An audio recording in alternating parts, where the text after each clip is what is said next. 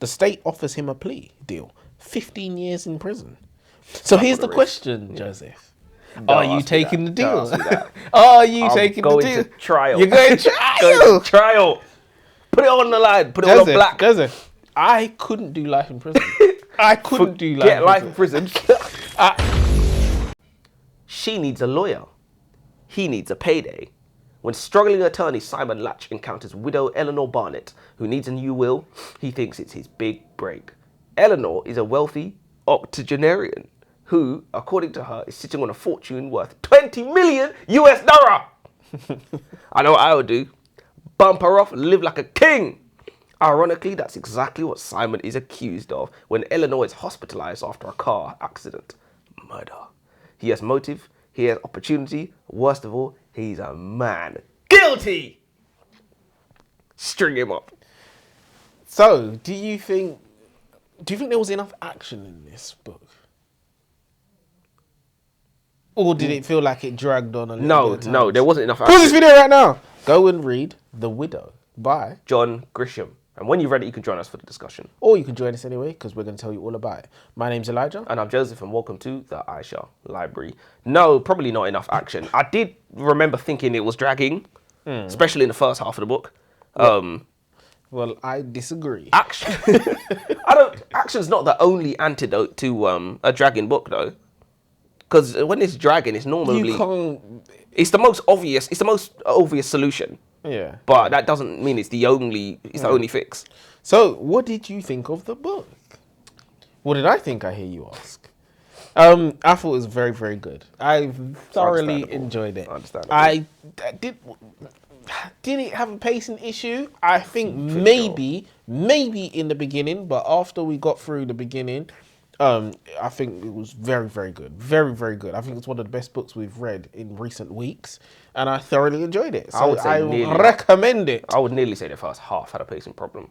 Yeah, okay, yeah, that's fair enough. That's fair enough. But yeah. I would say I like to do quarters, beginning, middle, and end. And I think divide book into us. Take out the packaging, take the wrapper. Yeah, nice callback. Yeah. But yeah, I think the first third it was a little bit slow, but after that, I think we got stuck in. Fair enough. How much did you say you had, sir? I have 5. 4. Honestly, there's plenty. I can understand why you say you enjoyed it. There's plenty of things to appreciate in this book. I'm going to talk a little bit more about them as well. And It is nice to have a book where it's not all bad, necessarily, and you're not complaining too much. Although I will be complaining immediately. All right, without end. Let's go. First boss.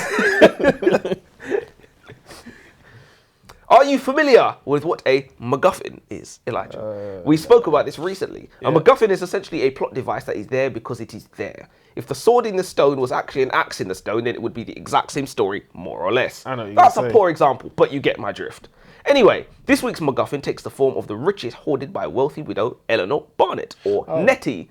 In addition to several $1 million worth of cash that Nettie has tucked away, she also has managed to hide from her late husband the several millions worth of Walmart and Coca-Cola shares that she owns.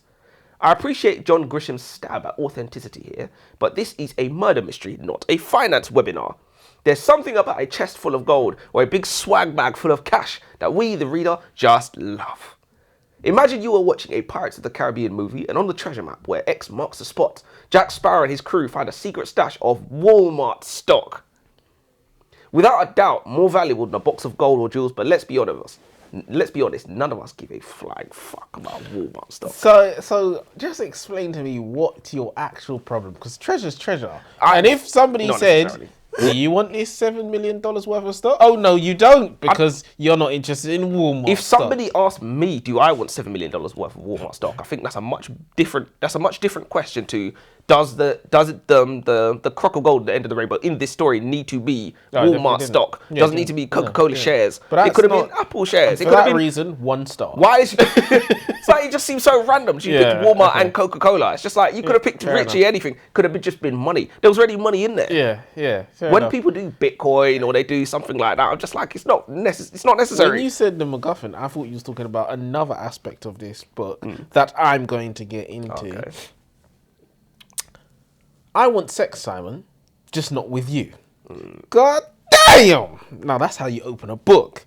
You instantly know you're about to witness a spectacular domestic meltdown. This is the conversation between a husband and a wife who are so far beyond repair it's comedic, but they're still clinging to the delusion of staying together for the kids, which is really just code for slowly torturing each other until somebody breaks. We're introduced to Simon, a small-time lawyer who spends his days drafting wills. He's drowning in debt, living out of his office, his marriage is crumbling, and his gambling addiction has hollowed him out.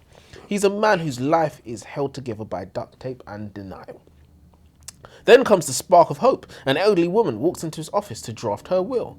Routine. Nothing special until we learn she has $20 million sitting untouched in her bank account. And the plot gets juicier when she finds out she has no family, no children, no siblings, no relatives whatsoever. There's nobody for that money to go to. And suddenly Simon sees a light at the end of the tunnel.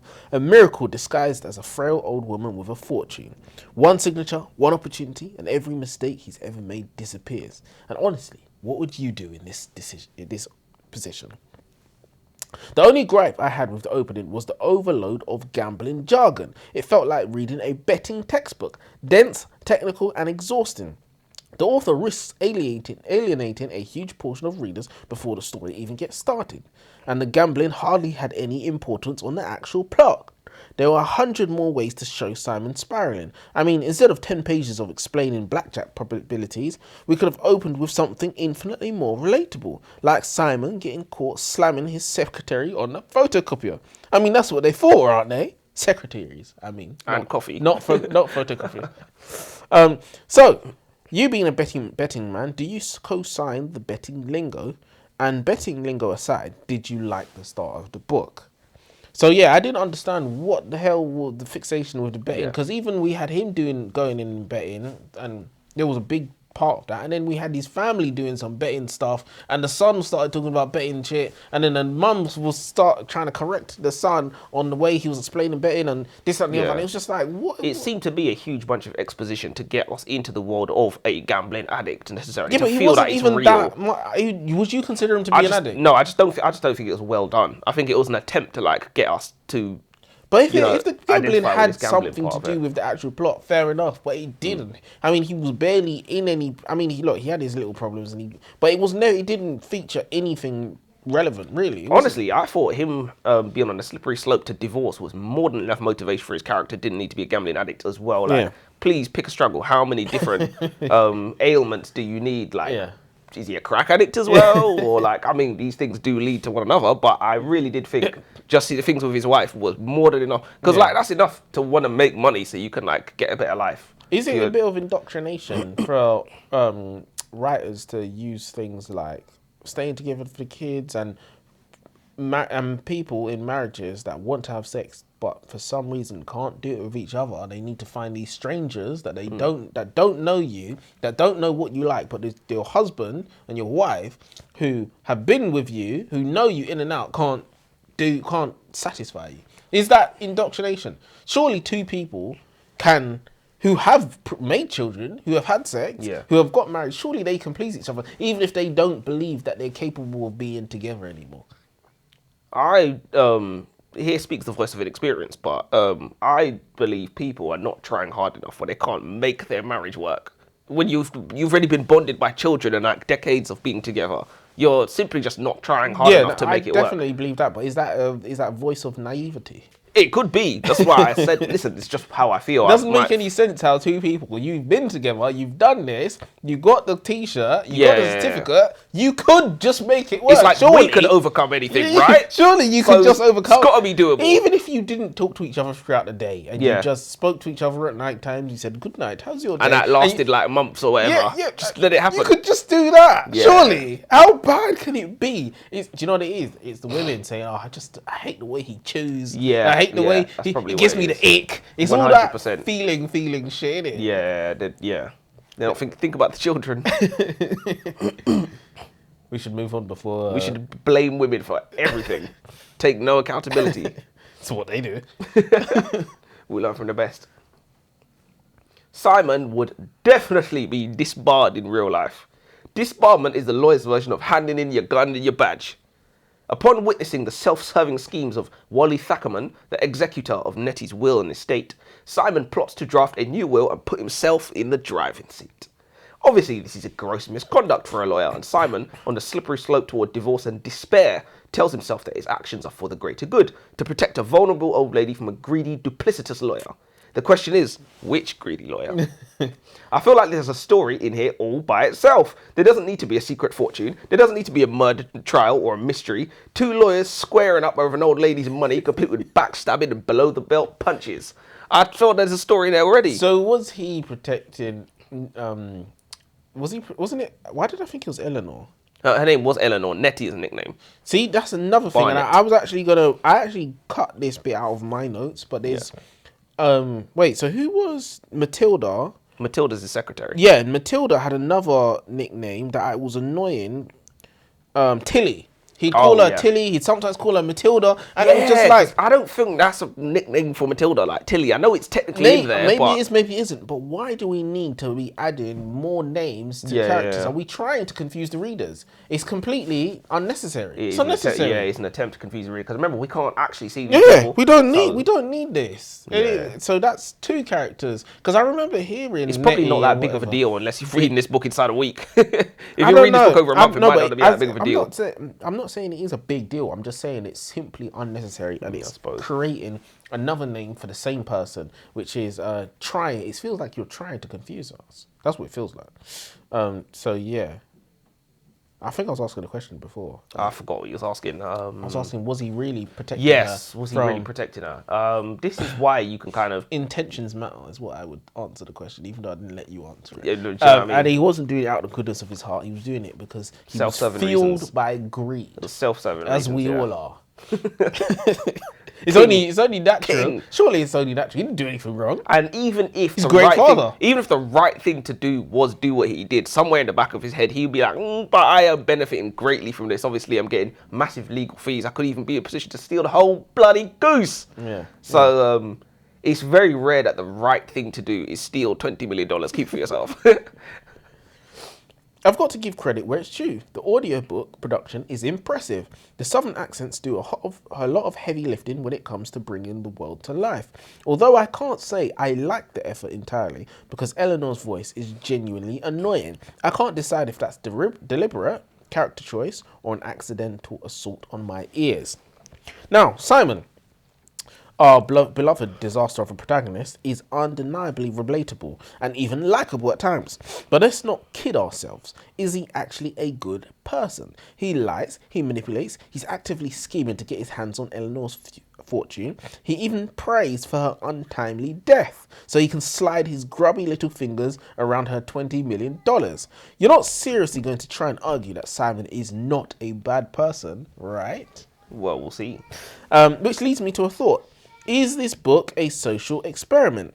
Are we all Simon? Are we all secretly unethical opportunists who would bend every moral rule if it meant wiping out our debt and upgrading our entire lives overnight?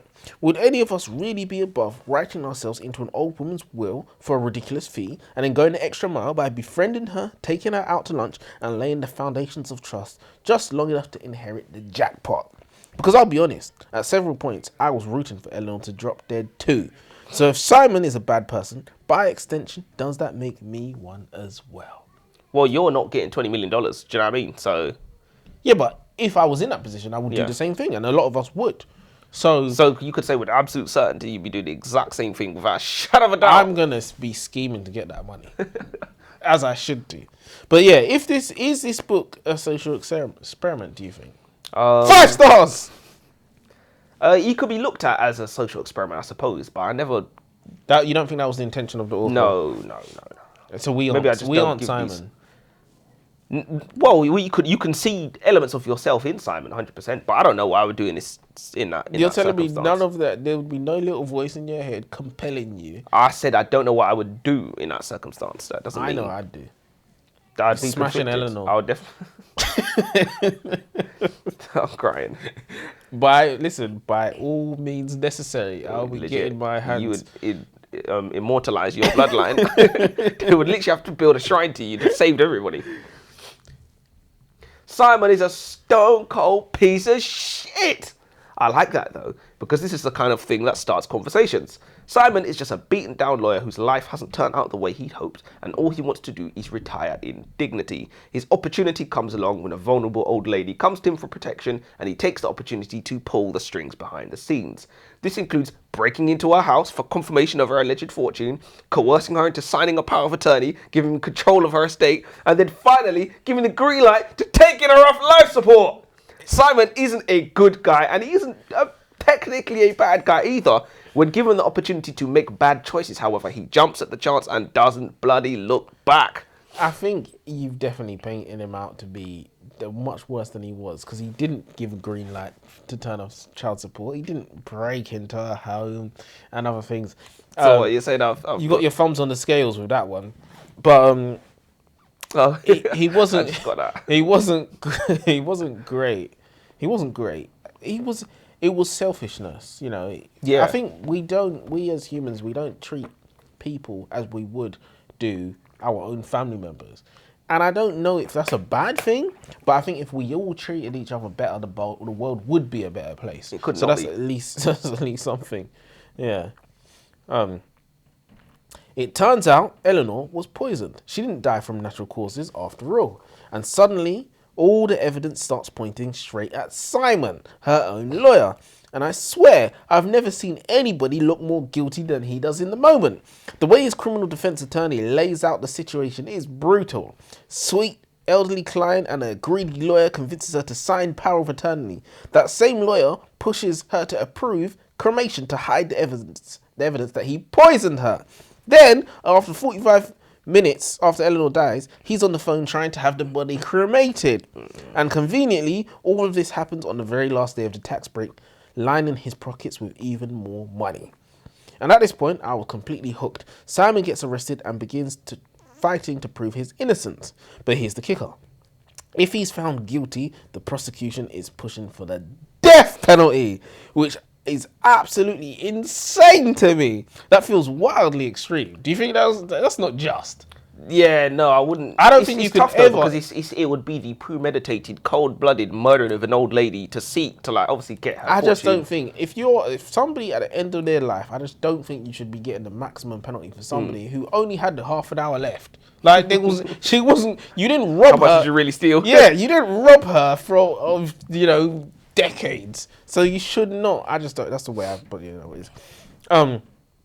There is one slim chance. The state offers him a plea deal. 15 years in prison.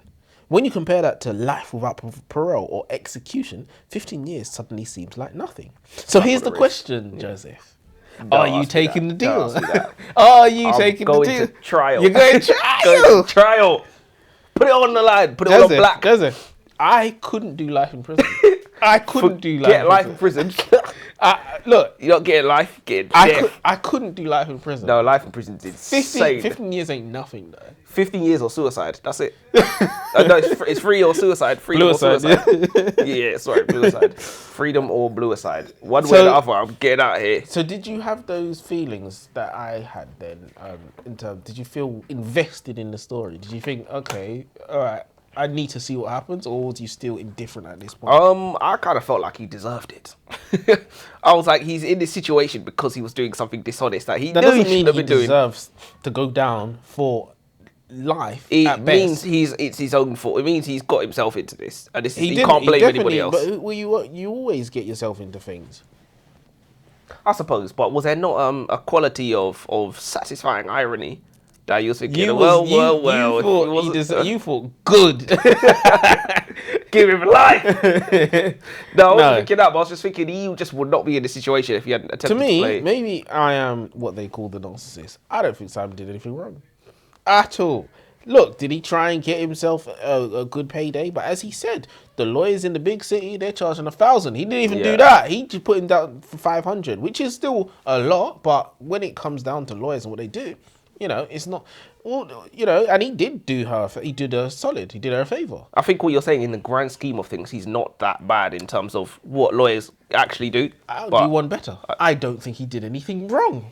I don't think he did anything wrong. Was his intentions in the best place? But no. But it's not his job to have the best intentions. I mean, to a certain degree, it is. He didn't do anything. He didn't break any laws. It's definitely a lawyer's job to look out for their client's interests. And he did.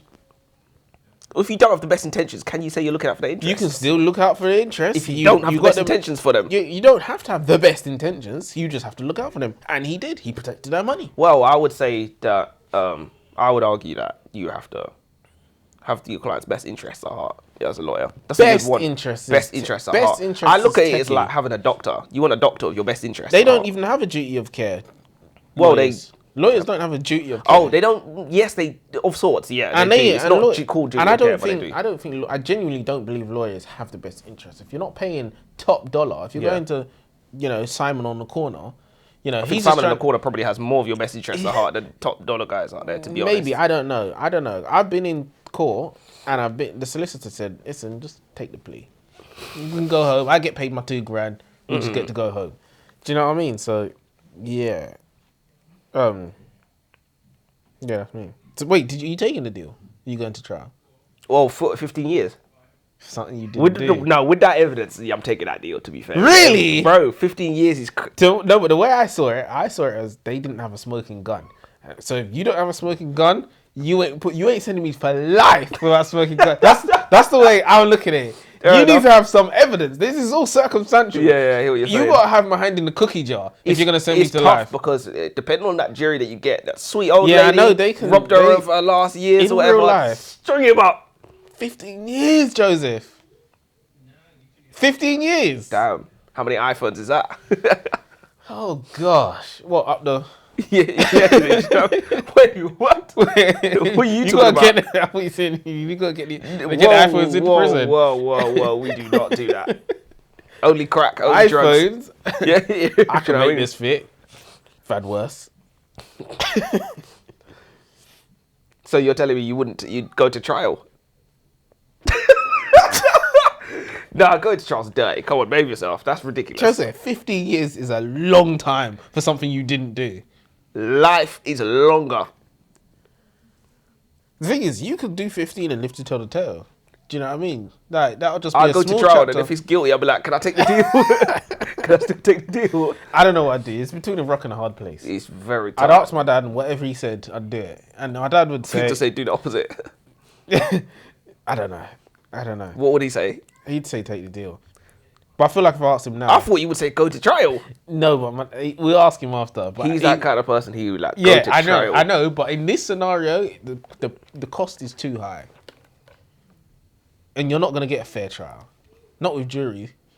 I think if you... Yeah, not with a jury. I don't know. Yeah, I don't know. Lawyers are very hated people, so it's not like you kind of need the jury to protect you. I don't think the jury would be willing to protect him. Lawyers are looked at as these sleazy. No one really likes lawyers. Not even just forget him being a lawyer. Man, old woman. Yeah. Wrapped up. It's wrapped up. It's believable. What's believable? Put the cuffs on. Just what's believable, and it's believable that somebody was after her money, so you deserve it. As I you think, said. When you look at the facts of those case, what probably happened, or what's probably happened is he stole her money and killed her. That's what's probably happened. Exactly. So I would probably convict him. They're probably thinking we can't let him get away with it. He can walk free and get her money too. Yeah, 100%. Yeah, 100%. There are a lot of killer themes in this book, and I mean a lot. How being under pressure from debt and burning out can chip away even the most virtuous person's ethics. How doing something dishonest can get you somewhere dishonest. How desperate people rationalize doing things that they know are wrong even to themselves. How the justice system is shit.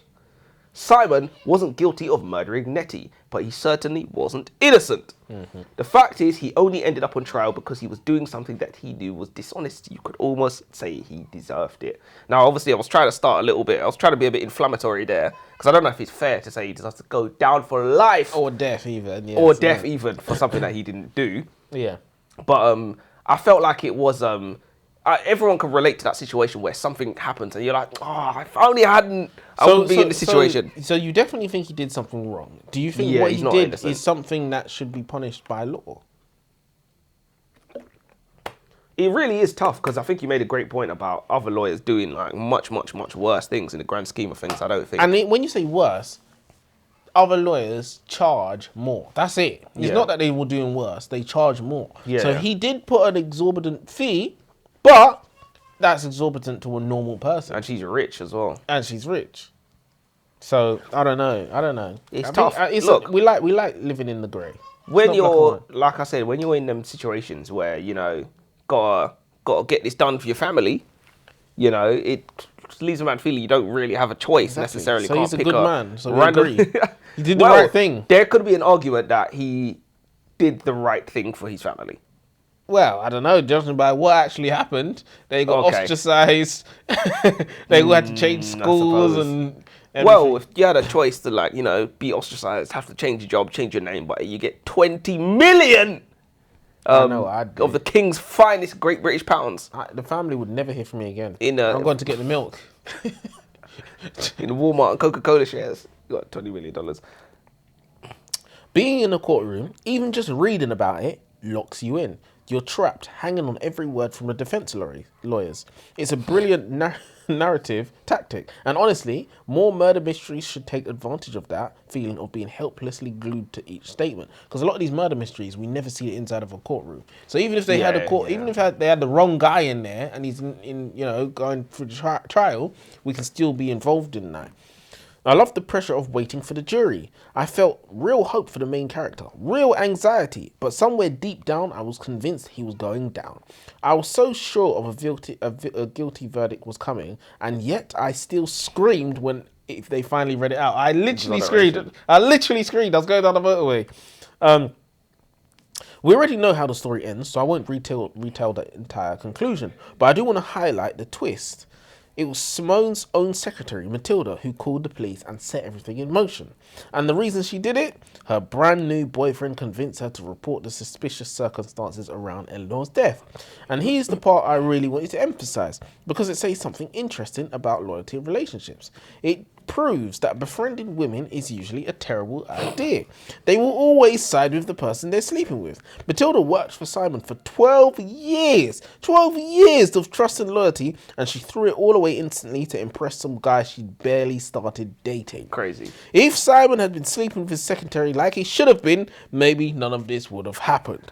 Do you think that was the lesson that the author was trying to teach us? So always sleep with your secretary. Now, consider that lesson learned. Do it on a photocopier too. Absolutely. It's such a photocopier on. Now, the ending itself left me conflicted. The real killer turning out to be some random serial murderer roaming around. I don't know. It just felt anticlimactic. Personally, I think the story might have been stronger, more satisfying if Simon was actually behind it and managed to get away clean. That would have packed a heavier punch. Did you also scream like a little girl? I did not scream like a little girl. I thought it would have been much better if he actually had got the guilty verdict. And been innocent. Yeah. So and then just had to serve the time. Yeah, exactly. Yeah, see, even that. I also think is that, I agree, because the killer turned out to just be a killer. Yeah, just and you're just like, guy. We already knew that. But I wasn't necessarily a fan of that. I don't really want a happy ending, but at the same time, all these murder mysteries, the killer is always someone that you know, or someone from down the road, or a character that you've already met. So I can see they've tried to kind of get away from that. Give us a random one. If it was, I like that idea about Simon being behind it. It was me all along, like Agatha. I like that idea, but at the same time, it would be tough because he would have to be an unreliable narrator for the whole story to trick the audience. And I hate when people do that. It's such a cheap shot. Because like, you just didn't tell me important information, then ta-da! Like, no, that's not a ta-da. But it's all about the experience. And if the experience pays off, then surely you can forgive that. I do not forgive. I do not pardon. I do not forget. So that's a no-no for you. Worse than a time skip. No, I don't like it. Do you know what? This book's 5 stars. No time skips. No flashbacks. That's true. No dual timelines. That's true. 5 stars. No POV switches. 1,000. Yeah, everything. It's the best book we've ever read. You got one more in it? No, I don't. I said it already in my. That's perfect. When we was talking. That's cool. It was just about how slow it was. Yeah, so we've gotten down to the part where this is what you've really tuned in for, people. We want to know what we rate it and if we recommend it. And at this point, I've realised, judging by what you've said, that you don't think the book was as good as I thought it was. Clearly. We find a pattern here. What? This is what always happens. I find the book better than you. You're enough. just, disappointed, as always. I hate books, that's why. I'm gonna just say it how it is. You're going to say 4 stars, aren't 4 you? stars. You disgrace. I could have gone to 5. I could have gone to 5. You could have If got not out. for the pacing, I would have, in the beginning section, because I don't know why we spent so much time with Eleanor. We spent so much time going on dates. I don't know why. It was dragging. Yeah, no, we 100%. didn't need that stuff was dragging. I went to DNF. What, that bit? Just the first half of the book, I was just like, I'm just not enjoying this. Kind of went to DNF. But I did feel like it was a strong prompt. So I was like, it's got to become good at some point. Okay, but I think a solid 4 stars. I could easily recommend that. I think anybody could enjoy this book. Again, I don't think it was the whole half. I think up to. I'm being dramatic. Maybe you're right. Maybe it's whatever you thought. I think once we found out that Eleanor had been poisoned, I think the book was electric after that. Fair enough. I'm tempted to say 3 stars. 3 is. So is you harsh. wouldn't. So sorry, what I'm you're tempted saying? to say 3 stars. Because 2 is harsh. Oh, 2's no, 2's not even in the question. Do you know? Have you not seen the books that we've been saying are 2's? So if lately? you're saying this is a 3, what does it need to do to get to a 4? Because when I said 4, you said it. You looked at me like I spat in your face. There's a large gap between 3 and 4, in my opinion. You think Sometimes, so? but again, you know how I feel about this 5 scale. It's very flawed. Doesn't make any sense. But what I will say, I said that the star thing doesn't make any sense. That's my whole. I've always said all rating systems don't make any sense. you will be like, out of 10 makes no sense, so let's do out of 5. Like, what? What's the No, point? no, Why no. just do out of 10? None of them make any sense. I've always Out of said 3. that. No, that's the worst one, isn't You it? know what? This is what we should do. Is it a good book or is it not a good book? That's simple. Out of 2. Yeah. It's getting worse. That's the worst. Is this a good book or is it not a That good is book? the worst system No, I've ever that's heard of. better. It's the worst It's either a system I've heard good of. book or it's not a good book. Nah, I don't know. How is that not good? No. Either this is a good system or it's not a good system. It's a bad system. So is this a good book? Yeah, I would say it's good. I would say it's good. Well, you would, because it's 3 stars. You're saying it's 3 stars. Yeah, I So think what 3 does it need stars to do is- to get to a 4? Well, pacing issue. I felt like there was the pacing issue. The ending, I wasn't really satisfied with the ending, to be honest, but that was more personal. But then I've personally given it a 3. So, Do you know, I think you're right. Ending... when it's a I good don't know book, I if normally it's a start major- at 5 and like take points off of stuff. I don't know if it's a major... I don't know if the ending is a major problem. That's the thing. I think he's gone this route. You know, I think it could have gone somewhere else. I think the ending's still fine. That's why I'm still saying 4. Because I could say 3. But because a lot of these other books I've given 2s and 1s, and those are... This is much better. Much Fair better. enough. Yeah, I think 2 it would be ridiculously harsh for this. Those are the 2 main things, to be honest. The ending and how long it took us to get to like some good bits.